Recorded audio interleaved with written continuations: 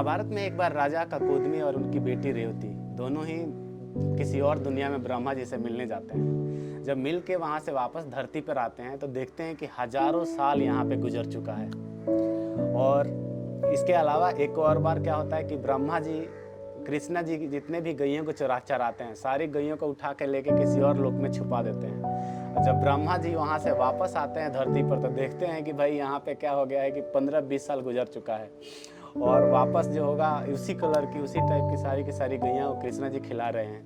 फिर ब्रह्मा जी अपने नेत्र से देखते हैं तो फिर उनको समझ में आता है कि जाने और आने में बहुत टाइम व्यतीत हो चुका है। तो उस टाइम पे हमें ये जादू लगता है जब भी पढ़ते हैं। लेकिन अभी मॉडर्न फिजिक्स के हिसाब से देखा जाए तो ये फिजिक्स में टाइम डायलेशन के नाम से जाना जाता है, जो कि थ्योरी ऑफ रिलेटिविटी के बारे में बात करता है। एक कहानी के हिसाब से अगर देखा जाए तो एक बार क्या होता है कि किंग मुचुकुंद विष्णु पुराण में जिसका जिक्र किया गया है, वो क्या करते हैं, उन्होंने क्या किया, देवताओं से मिल के वो विश्राम लेने के लिए कहीं और जाते हैं।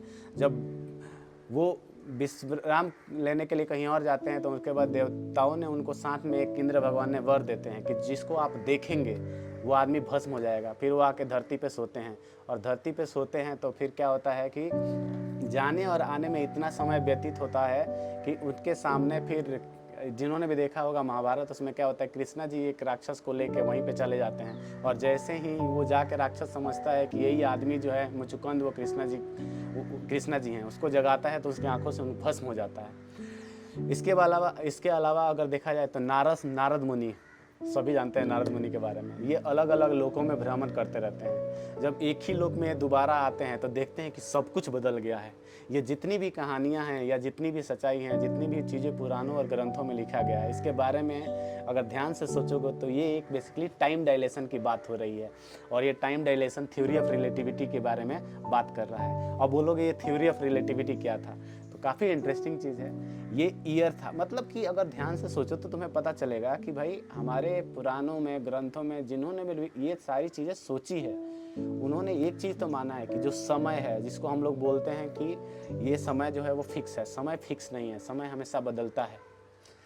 और इसी थ्योरी को महान हमारे साइंटिस्ट आइंस्टाइन ने 1905 में उन्होंने थ्योरी ऑफ रिलेटिविटी दी, जिसमें उन्होंने कहा कि जो समय है वो एब्सोल्यूट नहीं है, समय जो होगा वो चेंज हो सकता है।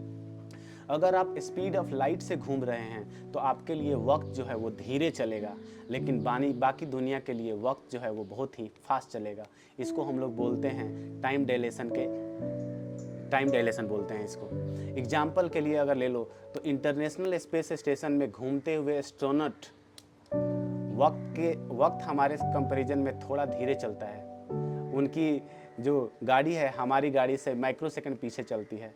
यह माइक्रो सेकंड छोटे लगते हैं, लेकिन जब हम बहुत लंबे टाइम की बात करें तो वहाँ का एक दिन जो होगा वो हज़ारों साल के बराबर हो जाता है। जैसे अगर आपको यहाँ पे एक फॉर्मूले से समझाया जाए तो आइंस्टाइन की जनरल थ्योरी ऑफ रिलेटिविटी के हिसाब से, अब ध्यान से सुनना, ये काफ़ी इंटरेस्टिंग है। आइंस्टाइन के जनरल थ्योरी ऑफ रिलेटिविटी के हिसाब से अगर मान लो आप स्पीड ऑफ लाइट के 99% स्पीड से मान लो दौड़ना शुरू कर दिए तो आपका धरती का मतलब क्या होगा, धरती का 1 साल और 7 साल के बराबर हो जाएगा। धरती का 1 साल कितने हो जाएगा, 7 साल के बराबर हो जाएगा। जैसे इंटरस्टेलर मूवी जो है उसमें आप लोगों ने जिन्होंने भी देखा होगा उनको पता है, वहाँ पे क्या करते हैं, वहाँ पे वो देखते हैं कि भाई वहाँ पे क्या होता है, एक घंटा जो है वो 7 साल के बराबर है। और मैंने कल एक कैलकुलेशन किया था खुद ही, जहाँ पे स्पीड ऑफ लाइट मैंने लिया था 0.999999 और मैंने ये कैलकुलेट किया तो मुझे पता चला धरती का 1 साल 1.4 सेकंड के बराबर है। इसका कहने का मतलब ये हुआ कि सोच लो, अगर आप स्पीड ऑफ लाइट से मान लो किसी और दुनिया पे गए और उस दुनिया से वापस आए लोगों को बताने के लिए कि भाई मैं कोई और दुनिया देख के आया हूँ, जब आप आएंगे तो धरती पे हज़ारों साल बीत चुका है। और हज़ारों साल बीत चुका है जिसके वजह से जिन लोगों को बताने आए हो उनकी पता नहीं कितनी पीढ़ियाँ, कितनी नस्लें ख़त्म हो चुकी है। ये जो चीज़ है उसको फिजिक्स में टाइम डायलेशन के नाम से जानते हैं, ठीक है। अच्छा, इस सबसे बड़ी बात इसमें एक और चीज़ है, ये 2000 आज से मतलब 10 साल पहले 10-12 साल पहले एक एक्सपेरिमेंट हुआ था जिसको बोलते हैं लार्ज हाइड्रोन कोलाइडर। लार्ज हाइड्रोन कोलाइडर हुआ था फ्रांस एंड स्विट्जरलैंड के सीमा पे हुआ था। उन्होंने क्या किया कि 27 किलोमीटर का रेडियस का एक सर्कल बनाया और उसके अंदर चार्ज पार्टिकल को भगाया। Charge particle speed of light के आसपास पहुंच गया था, जिसकी वजह से क्या हुआ, ये सुनने में काफ़ी इंटरेस्टिंग है। 27 किलोमीटर का डिस्टेंस 4 मीटर के बराबर था। क्यों? क्योंकि उसका स्पीड बहुत ज़्यादा था। इसका मतलब ये हुआ कि हमारे जो ग्रंथ हैं वो बहुत आगे की भी बहुत सारे ग्रंथों में जो जिन्होंने भी लिखा है उन्होंने बहुत सोच समझ के लिखा है। बहुत सारी बातें उन्होंने लिखी हैं जिसको साइंस धीरे धीरे प्रूफ करता चला गया है। अब देखोगे तो इंडियन फिलॉसफी के हिसाब से जो इंडियन स्कल्पचर्स हैं उनके हिसाब से समय का साइकिल को 4 साइकिल में बांधा गया, 4 अलग अलग साइकिल में डिवाइड किया गया। कंसेप्ट नहीं, ये कॉस्मोलॉजी के मॉडल्स हैं। और मॉडर्न जो हमारी कॉस्मोलॉजी है, यानी मॉडर्न कॉस्मोलॉजिस्ट हैं जो यूनिवर्स वगैरह के बारे में पढ़ते हैं, वो भी बोलते हैं कि टाइम जो होगा वो लीनियर नहीं होता है। ठीक है, जैसे अगर मान लो ब्लैक होल की बात करो और ब्लैक होल में टाइम का स्वरूप ही बिल्कुल अलग है। तो दोस्तों एंड भाइयों एंड बहनों, यहाँ से आपको क्या समझ में आया?